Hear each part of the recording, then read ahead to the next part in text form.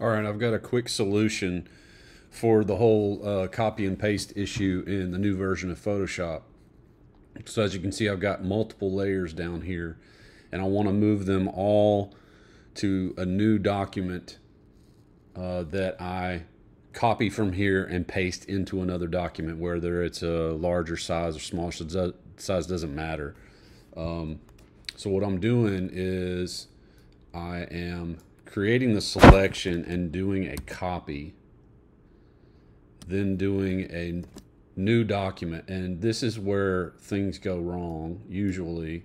You have to click off of it and then click back on it to get your clipboard size. And that should be the perfect clipboard size. And you can't just paste into this. You get nothing. It's just a layer, right? So now that you've got it the right size, then all you have to do is go back in here, grab your group, let's deselect, go to the move tool, you've selected your group, hit command and drag your whole group over, and it'll snap right in there.